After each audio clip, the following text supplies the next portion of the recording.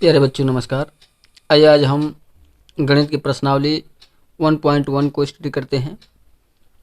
देखिए ये पहला क्वेश्चन, निम्नलिखित संख्याओं का HCF ज्ञात करने के लिए यूक्लिड विभाजन एल्गोरिथ्म का प्रयोग कीजिए। पहला नंबर प्रश्न देखिए पहला नंबर, इन दोनों में सबसे बड़ा 225 बड़ा है 135 से। अब यहाँ पर क्या करेंगे कि यूक्लिड विभाजन एल्गोरिथ्म का प्रयोग करेंगे। तो लिखेंगे यूक्लिड विभाजन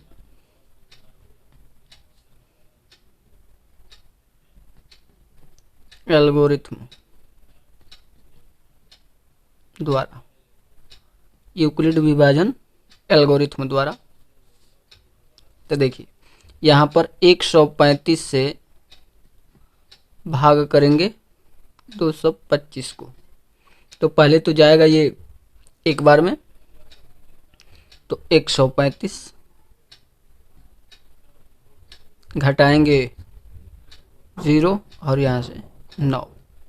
ठीक है, तब लिखेंगे चरण नंबर 1 में कि 225 बराबर 135 गुणे 1 प्लस 90, जो कि R के बराबर नहीं है। अब यहाँ R का मतलब है 90 से, 90 0 के बराबर नहीं है। ठीक है, R मतलब रिमाइंडर कहते हैं इंग्लिश में, शेषफल कहते हैं हिंदी में। तो शेषफल यहाँ पर 0 नहीं है, मतलब 90 है ये, अर्थात 90 0 के बराबर नहीं है। अब फिर क्या करेंगे कि इस 90 से 135 को क्या करेंगे, भाग करेंगे। तो ये भी जाएगा एक बार 90, यहाँ से इसको घटाएंगे तो आ जाएगा 45। ठीक है, अब दूसरे चरण में लिखेंगे चरण नंबर 2, 135 बराबर 90 गुना में 1 प्लस 45, और ये भी R के बराबर नहीं है, मतलब शेषफल 0 के बराबर नहीं है। फिर इस 45 से 90 को भाग करेंगे, तो ये दो बार में 45 दूना 90। ठीक है, क्रॉस हो गया अर्थात ये 0 हो गया। तो लिखेंगे चरण नंबर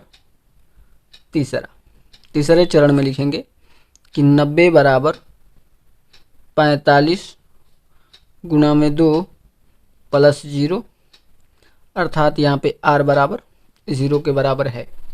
ठीक है, तब लिखेंगे अतः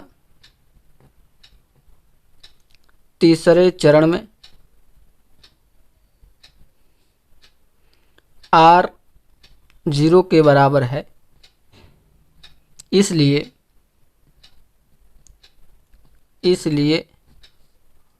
भाजक 45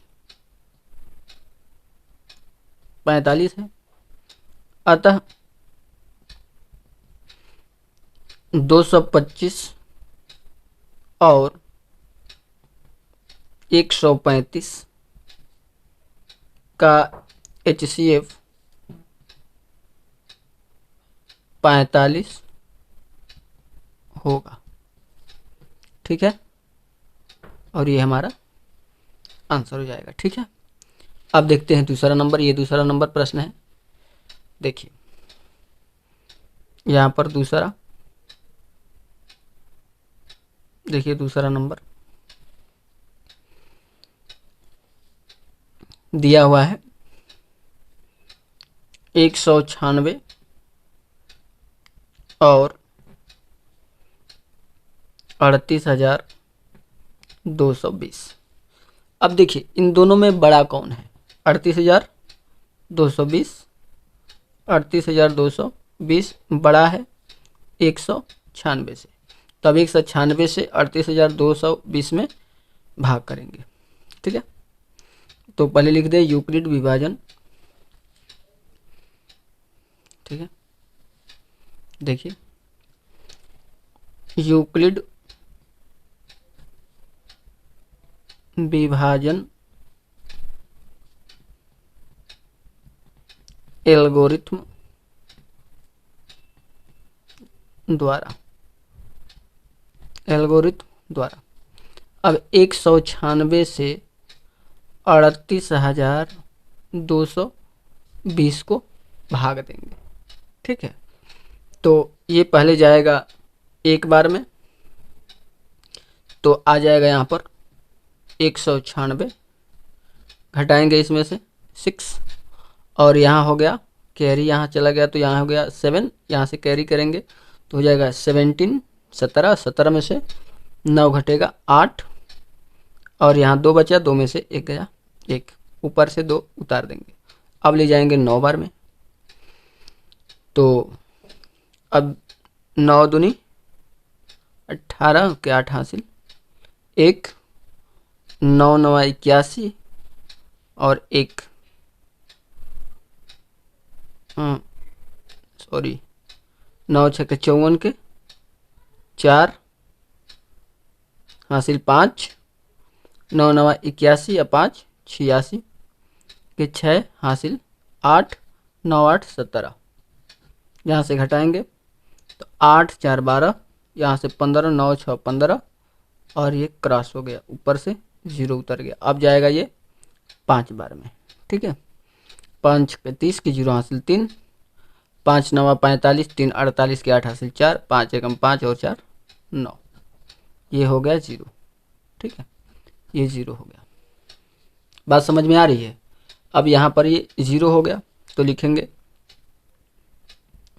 चरण नंबर पहला, लिखेंगे कि 38,220 बराबर 196 गुना 195 प्लस 0, अर्थात यह r 0 के बराबर हो गया। तो लिखेंगे कि अतः पहले चरण में ही r बराबर 0 है, इसलिए भाजक कितना है 196, क्योंकि इसी से कट गया है 196 है। अतः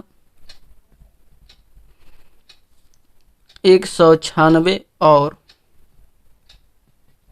38,220 का HCF 195 होगा।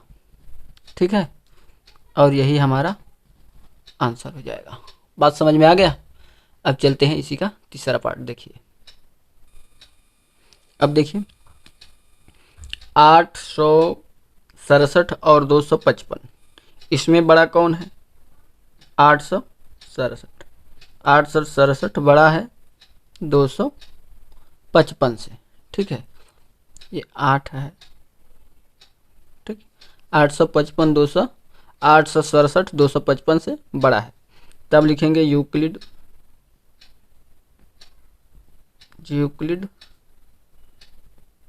विभाजन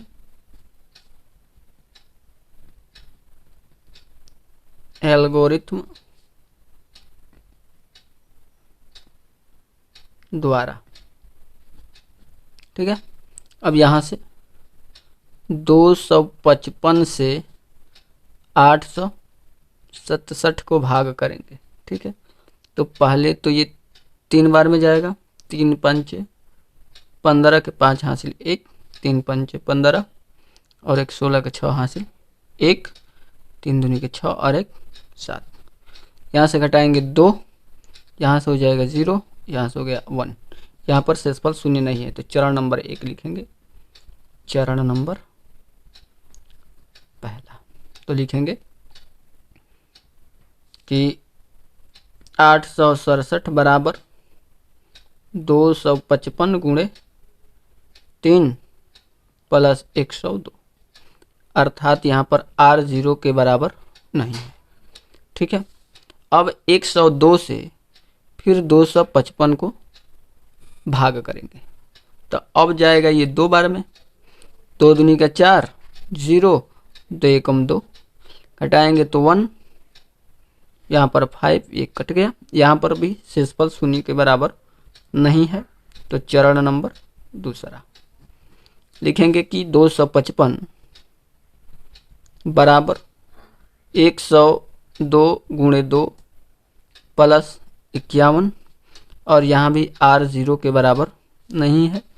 फिर 51 से 102, इस 102 को भाग करेंगे तो अब जाएगा ये 2 बार में, तो 2 एकम 2, 2 पंच 10, ये हो गया 0, ये 0 हो गया। तो लिखेंगे चरण नंबर 3, तो तीसरे चरण में शून्य आया है, तो लिखेंगे कि 102 बराबर 51 गुणे 2 प्लस 0, और यहाँ r 0 के बराबर है, तो लिखेंगे कि अतः तीसरे चरण में r शून्य के बराबर है, इसलिए भाजक 51 है, अतः 867 और 255 का HCF 51 होगा। ठीक, और यही हमारा आंसर हो जाएगा। तो आई होप ये भी समझ में आया होगा। अब चलते हैं प्रश्न नंबर दूसरे की ओर। देखिए दूसरा प्रश्न। अब देखिए दूसरा नंबर प्रश्न। दर्शाइए कि कोई भी धनात्मक विषम पूर्णांक 6q प्लस 1 या 6q प्लस 3 या 6q प्लस 5 के रूप का होता है जहाँ q कोई पूर्णांक है। अब देखिए इसको हम लिखेंगे कि माना ए कोई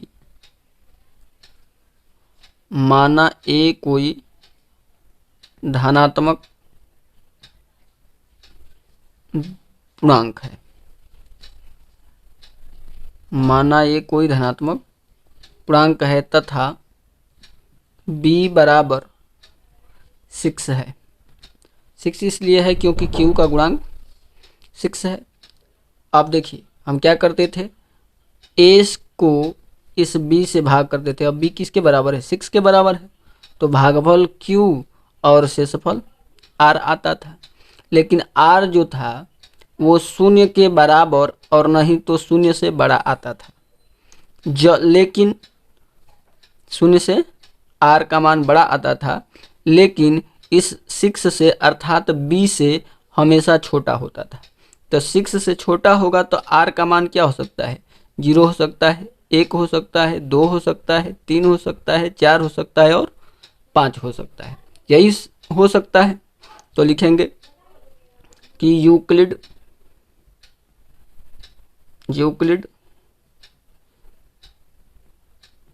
विभाजन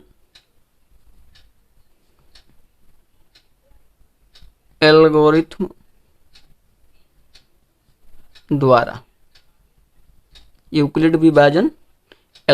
द्वारा लिखेंगे कि a बराबर BQ प्लस R। ठीक है, अब इस b की जगह क्या है, 6 है, b की जगह 6 है, तो अब हम लिख सकते हैं a बराबर 6Q प्लस R। ठीक है, हम इसको समीकरण 1 का नाम दे रहे हैं। ठीक है, अब लिखेंगे कि समीकरण 1 में R का मान रखने पर, तो एक बार r का मान 0 रखेंगे, एक बार 2, एक बार 3, एक बार 4, एक बार 5। ठीक है, ऐसे करके मान रखेंगे। ठीक है, तो अब पहली बार में हम लिख रहे हैं पहले स्टेप में लिख रहे हैं कि r बराबर 0 रखने पर, तो r 0 रखेंगे तो हो जाएगा a बराबर 6 क्यूब प्लस 0, अर्थात a बराबर 6 क्यूब हो जाएगा। तो r का मान, a का मान 1 ये आ गया। अब हम यहाँ पर दूसरी बार में लिखेंगे कि r बराबर 1 रखने पर, 1 रखने पर, तो r का मान 1 रखेंगे तो a बराबर 6 क्यूब, अब r की जगह 1 रख दीजिए, एक मान ये आ जाएगा। ठीक है, फिर यहाँ नीचे में लिखेंगे कि r का मान, या फिर यहीं पे लिख दीजिए r, तीसरा में लिखेंगे कि r बराबर 2 रखने पर, रखिए r बराबर 2, तब हो जाएगा a बराबर 6 क्यूब प्लस r की जगह 2 रख दीजिए, तो ये हो जाएगा। बात समझ में आ रहा है? अब एक बार रखिए r का मान चौथे में, r बराबर 2 रख दिए, 3 रखिए, 3 रखने पर। ठीक है, तो r बराबर 3 रखने पर, तो हो जाएगा a बराबर 6 क्यूब प्लस 3, एक ये मान आएगा। अब यहाँ लिख रहे हैं कि r, पांचवा में लिखेंगे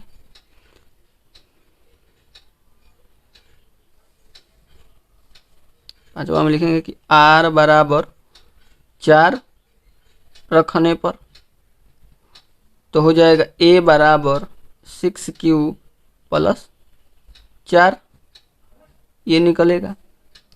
और छठे में लिख देंगे कि r बराबर 5 रखने पर, r का मान 5 रखेंगे तो a बराबर 6 क्यूब प्लस 5, r बराबर 6 क्यूब प्लस 5 आएगा। ठीक है, तो अब हम यहाँ पर ये देख रहे हैं कि a का जो अलग अलग मान आया है, यहाँ पर लिख दे रहे हैं कि a बराबर 6 क्यूब या 6 क्यूब प्लस 2, क्यूब नहीं है क्यू है, या 6 क्यूब प्लस 4 जो 2 से विभाज्य है, जो 2 से विभाज्य है। अतः यह समधनात्मक पूर्णांक है, समधनात्मक पूर्णांक है। बात समझ में आ रहा है? अब यहाँ से लिखेंगे जबकि हमको ज्ञात करना है विषम धनात्मक विषम पूर्णांक, जबकि a बराबर 6 क्यूब प्लस 1, 6 क्यूब नहीं क्यू, 6 क्यूब प्लस 1 या 6 क्यूब प्लस 3 या 6 क्यूब प्लस 5 जो 2 से विभाज्य नहीं है। अतः यह विषम, अतः यह धनात्मक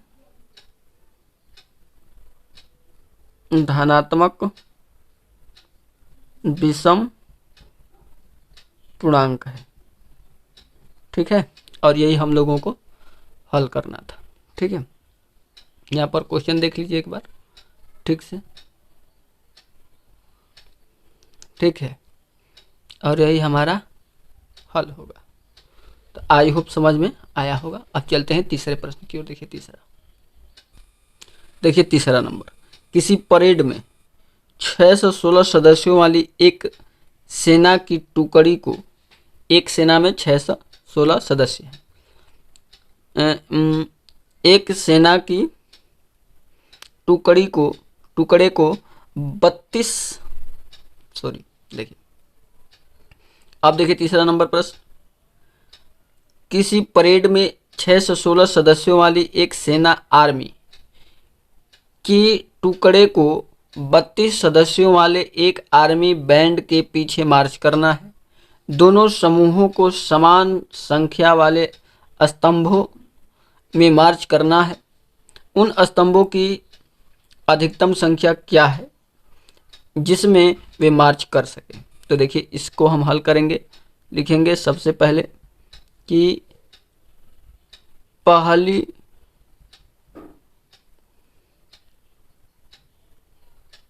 टुकड़ी में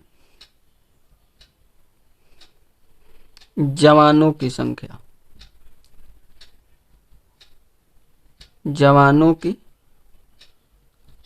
बराबर 6 से 16 जवान है, ठीक है। और दूसरी टुकड़ी में जवानों की संख्या बराबर 32, और हम इसमें लगाएंगे यूक्लिड विभाजन प्रमेय का, ठीक है, या यूक्लिड विभाजन एल्गोरिथ्म द्वारा इसका HCF निकालेंगे। तो लिखेंगे यूक्लिड विभाजन एल्गोरिथ्म द्वारा, ठीक है। 32 से यहाँ पर 6 से 16 बड़ा है 32 से, तो 32 से क्या करेंगे, 6 से 16 को भाग करेंगे तो जाएगा सबसे पहले तो ये एक बार में, तो हो जाएगा ये 32। अब 32 होगा तो घटाएंगे, तो यहाँ से बच गया 9 और यहाँ बच गया 2, ठीक है। ऊपर से 6 उतार देंगे। अब ले जाएंगे इसको 9 बार में, तो 9 दूनी 18, 8 हासिल 1 अतिरिक्त 27 और 28, इसको घटाएंगे तो यहाँ से हो जाएगा कितना 8 और ये कट जाएगा। ये पहला चरण हुआ। तो लिखेंगे चरण नंबर पहले चरण में लिखेंगे कि 6 से 16 बराबर 32 गुना 19 प्लस 8 जो कि R के बराबर नहीं है। फिर इस 8 से 32 को भाग करेंगे तो भागफल 4 बार और 4 का 32, शेषफल 0 हो गया। तो लिखेंगे चरण नंबर दूसरा, और दूसरे चरण में लिखेंगे कि 32 बराबर 8 गुणे 4 प्लस 0 जहाँ की R 0 के बराबर है। तो लिखेंगे कि अतः दूसरे चरण में शेषफल 0 हो गया।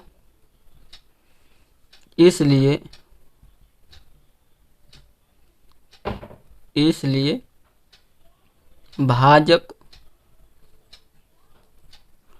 8 होगा या 8 है, इसलिए भाजक 8 है।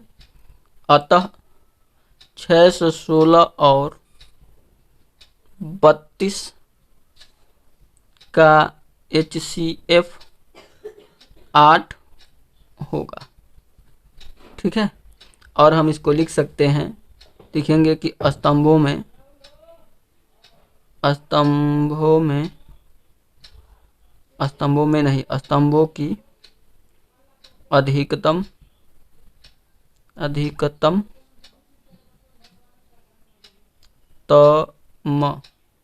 अधिकतम संख्या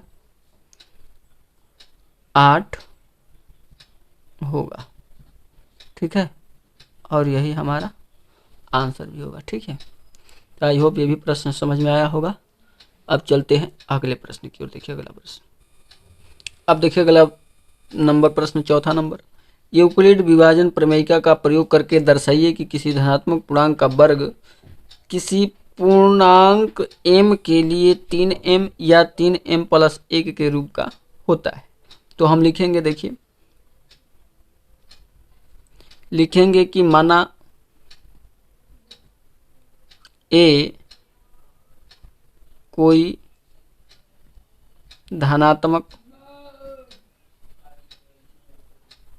पूर्णांक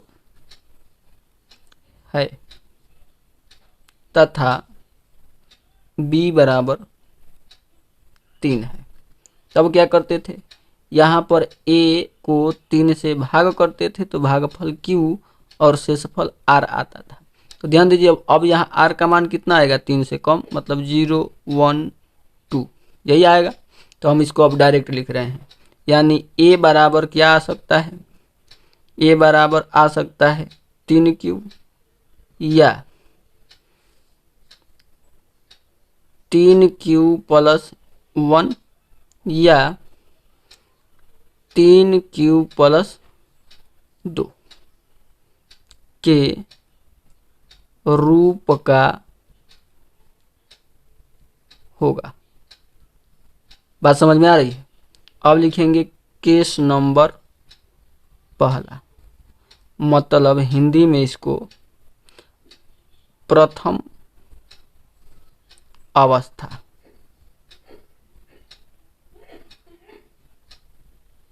ठीक है, प्रथम अवस्था। अब देखिए प्रथम अवस्था में इसको क्या करेंगे, तो प्रथम अवस्था में एक बार a के बराबर इसको लेंगे, एक बार इसको, और इन्हीं दोनों से हम लोगों को यही दो निकालना है, इसको भी एक बार हल कर ही देंगे। चलिए देखिए, लिखेंगे यदि a बराबर 3q, तो प्रश्न कह रहा है कि किसी धनात्मक पूर्णांक का वर्ग, तो धनात्मक पूर्णांक हम a माने हैं, तो इसको कहेंगे कि दोनों पक्षों का वर्ग करने पर, दोनों पक्षों का वर्ग करने पर a स्क्वायर बराबर 3q का स्क्वायर, तो a स्क्वायर बराबर 3 3 9 q स्क्वायर होगा। तो a स्क्वायर बराबर आएगा 3 q का, ऐसे लिख सकते हैं। तो अब हम लिखेंगे कि a स्क्वायर बराबर 3m, जहाँ 3q स्क्वायर बराबर m, या m बराबर 3q स्क्वायर, चलिए ऐसे ही लिख देते हैं। ठीक है, तो एक मान ये निकल गया जो हम लोगों को हल करके लाना था। ठीक है, केस नंबर दूसरा, यहाँ पर लिखेंगे केस नंबर दूसरा, मतलब अवस्था नंबर दूसरा। लिखेंगे कि यदि a बराबर 3q प्लस 1, 3q प्लस 1, तो लिखेंगे कि दोनों पक्षों का वर्ग करने पर, दोनों पक्षों का वर्ग करने पर, वर्ग कराइए, तो लिखेंगे a स्क्वायर बराबर 3q का, 3q प्लस 1 का होल स्क्वायर। तो a स्क्वायर बराबर, अब इसको a प्लस बी के होल स्क्वायर पर लिखेंगे। तो देखिए अब यहाँ पर हम लिखेंगे, लिख दे रहे हैं a प्लस बी का होल स्क्वायर बराबर a square plus b square plus 2ab। ठीक है, ऐसे लिख सकते हैं।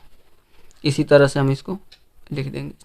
ठीक है, तो लिखेंगे 3q का स्क्वायर, मतलब एक की जगह 3q है तो 3q का प्लस 1 का स्क्वायर 1 ही होगा, प्लस 2, ये क्वेश्चन का है, सूत्र का है, एक की जगह 3q अब प्लस गुणे 1, b का मान 1, तो हो जाएगा a स्क्वायर बराबर 3 3 9 q स्क्वायर प्लस, अब इसको गुणा करा कर पहले ही लिख दे रहे हैं, 3 दूनी का 6q प्लस ये 1। ठीक है, a स्क्वायर बराबर इन दोनों में से मैं 3 कॉमन कर रहा हूँ, ठीक है। तो बचेगा 3q² प्लस यहाँ से 2q, एक ब्रैकेट में लिख दीजिए, ब्रैकेट के बाहर ये 1 लिख दीजिए। अब यहाँ से लिखेंगे a² बराबर 3m प्लस 1, लिखेंगे कि जहाँ m बराबर 3q² प्लस 2q, मतलब इतने की जगह हम m मान लिए हैं, ठीक है। अब लिखेंगे, चलेंगे केस नंबर तीसरा, जबकि हम लोगों को यही तक हल करना था। एक आंसर ये हो गया। चलिए एक केस और तीसरा नंबर केस को देखते हैं। तो लिखेंगे केस नंबर 3। तो तीसरा केस में लिखेंगे कि यदि a बराबर 3q प्लस 2, तो लिखेंगे कि दोनों पक्षों का वर्ग करने पर, तो लिखेंगे a² बराबर 3q प्लस 2 का होल स्क्वायर। फिर यही वाला सूत्र लगाएंगे a प्लस b का होल स्क्वायर वाला।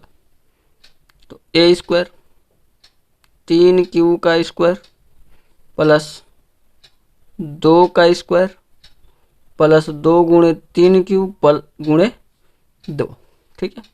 अब यहाँ से हो जाएगा 9q² प्लस यहाँ से हम 2 दूनी का 4, और यहाँ से लिख सकते हैं 2 दूनी का 4 तिहाई 12q, ठीक है। a² के बराबर है, a² बराबर हम लिख सकते हैं 9q² प्लस 12q प्लस 4 को बाहर ही रख देते हैं। अब यहाँ से a² बराबर इन दोनों में से 3 को मैं कॉमन कर ले रहा हूँ, तो हो जाएगा कितना 3q² plus 4q bracket 1 plus 4। यहाँ से हो जाएगा a² बराबर 3m प्लस 4, लिखेंगे कि जहाँ m बराबर 3q² प्लस 4q, मतलब इतने की जगह m मान लिए, ठीक है। तो एक आंसर ये हो जाएगा, जबकि हम लोगों से केवल यही 2 पूछा था, ठीक है।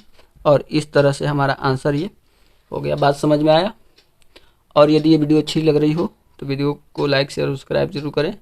अब चलते हैं प्रश्न नंबर 5वां और लास्ट प्रश्न की ओर। देखिए अगला प्रश्न। अब देखिए इस प्रश्नावली का प्रश्न नंबर 5वां और ये लास्ट प्रश्न है। तो देखिए 5वां नंबर प्रश्न, यूक्लिड विभाजन प्रमेयिका का प्रयोग करके दर्शाइए कि किसी धनात्मक पूर्णांक का घन 9m या 9m प्लस 1 या 9m प्लस 8 के रूप का होता है। देखिए हल लिखेंगे, माना ए कोई धनात्मक पूर्णांक है तथा b बराबर 3 है, b बराबर 3 है, ठीक है। तो अब लिखेंगे, फिर वही काम करेंगे कि इस a को 3 से भाग करेंगे तो भागफल q और शेषफल r आएगा, लेकिन 3 से कम आएगा, तो 0 आ सकता है, 1 आ सकता है और 2 आ सकता है। तो लिख देंगे यहाँ पर कि a बराबर 3q या 3q प्लस 1 या 3q प्लस 2 के रूप का होगा, ठीक है। तब लिखेंगे कि यूक्लिड विभाजन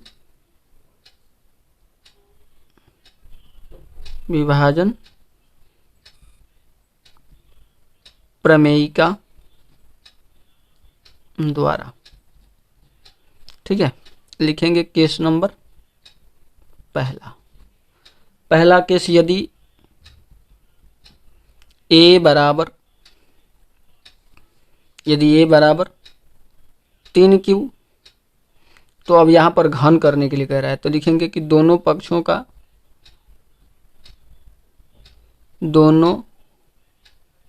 का घन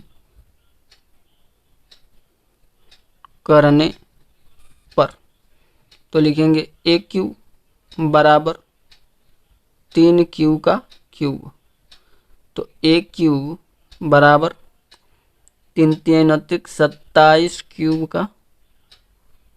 का क्यूब, तो हो जाएगा AQ बराबर, यहाँ से 3 हमको लेना है 9, यहाँ से 9 कॉमन कर ले रहे हैं तो बच गया 3Q, तो लिखेंगे AQ बराबर 9M, जहाँ M बराबर 3Q का क्यूब, ठीक है, M के बराबर 3Q का क्यूब है, तो एक तो हमारा ये आ गया, ये वाला, ठीक। अब दूसरा लाना है, तो लिखेंगे केस नंबर दूसरा, प्रथम अवस्था द्वितीय अवस्था में लिखेंगे कि यदि A बराबर 3Q प्लस 1 हो, तो लिखेंगे कि दोनों पक्षों का घन करने पर, तो हो जाएगा AQ बराबर 3Q प्लस 1 का होल क्यूब, और यहाँ से सूत्र लगाएंगे A प्लस B का होल क्यूब, तो होता है AQ मतलब 3Q का क्यूब प्लस BQ मतलब 1 का क्यूब, 1 ही होगा, प्लस 3AB और ब्रैकेट में A प्लस B सूत्र होता है ये, ठीक है। तो लिखेंगे, देखिए तब लिखेंगे यहाँ पर कि AQ बराबर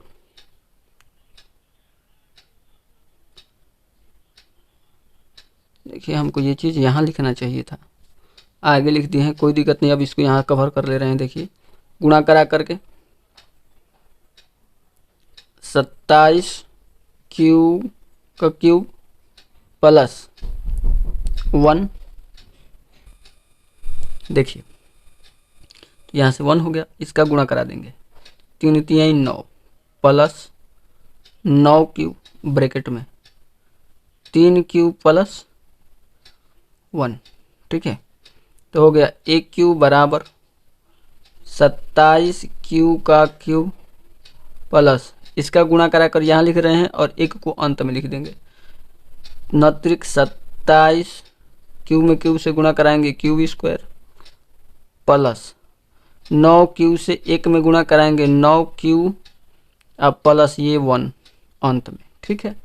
लिखेंगे AQ इक्वल टू, अब देखिए यहाँ से लेकर यहाँ तक में से हम 9 कॉमन कर रहे हैं, तो हो गया 9, यहाँ से बच गया 3Q प्लस यहाँ से भी बच गया 3Q का स्क्वायर प्लस यहाँ से बच गया केवल Q प्लस ये 1, तो लिखेंगे AQ बराबर 9 और इतने की जगह हम M लिख दे रहे हैं प्लस 1, लिख देंगे कि जहाँ M बराबर 3Q का cube plus 3Q square plus Q, ठीक है, और एक हमारा आंसर ये हो जाएगा। बात समझ में आ रही है? देखिए इसमें एक ये हो गया यहाँ पर। अब केस नंबर तीसरा लिखेंगे यहाँ पर, केस नंबर थर्ड लिखेंगे यदि A बराबर 3Q प्लस 2, ये वाला 2, तो लिखेंगे कि दोनों पक्षों का घन करने पर, घन कराइए, AQ प्लस 3Q प्लस 2 का क्यूब, ठीक है। तो लिखेंगे ए क्यू प्लस, कराइए तो a cube plus b cube plus 3ab और ब्रैकेट में a प्लस बी। मतलब हम यहाँ पर सूत्र लिख रहे हैं a प्लस बी का होल क्यू बराबर a cube plus b cube plus 3ab bracket में a प्लस बी। ये वाला सूत्र यहाँ पर लगा रहे हैं, ठीक है। अब देखिए, अब होगा 27 क्यू का क्यू प्लस 8 गुणा करा दीजिए, 3 3 9 दूनी का 18 क्यू और यहाँ से 3 क्यू प्लस 2, ठीक है। अब यहाँ पर हो जाएगा, देखिए 27 क्यू का क्यू प्लस गुणा करा कर यहाँ लिख रहे हैं 18 3 54 क्यू देखिए 18 3 54 प्लस 18 दूना 36 क्यू, ठीक है। ये क्यू है, यहाँ पर जगह के कमी के कारण यहाँ पे लिख रहे हैं। चलिए प्लस इसमें गुणा हो गया, अब ये 8 अंत में लिख दे रहे हैं। तो देखिए हमारे पास ए क्यू बराबर, अब देखिए इतने में से 9 को हम कॉमन कर रहे हैं, तो यहाँ से हो गया 3 क्यू का क्यू प्लस यहाँ से हो जाएगा 9 छक्के 54 6 क्यू प्लस 9 चौके 36 4 क्यू और यहाँ से हो गया प्लस 8। अब लिखेंगे कि ए क्यू बराबर 9m प्लस 8, जहाँ m बराबर 3 क्यू का क्यू, यहाँ पर देखिए स्क्वायर होगा, छूट गया है, ये स्क्वायर होगा, ठीक है। इसमें जब गुणा कराएंगे 18 3 54 क्यू में क्यू से गुणा कराएंगे क्यू स्क्वायर, ऐसे कॉमन होगा, ठीक है। यहाँ से 6 क्यू का स्क्वायर और प्लस यहाँ से 4 क्यू, ठीक है। तो एक हम लोगों को ये हल करना था, ठीक है। देखिए मिला लीजिए, देखिए यही लाना था, यहाँ पर देख लीजिए, ठीक है। तो आई होप ये वीडियो अच्छी लगी होगी, समझ में आया होगा। और यदि ये वीडियो अच्छी लगी हो तो वीडियो को लाइक शेयर सब्सक्राइब जरूर करें और अपने क्लास के सभी बच्चों में शेयर अवश्य करें। Thank you very much. फिर मिलते हैं अगले वीडियो लेक्चर में, तब तक के लिए धन्यवाद।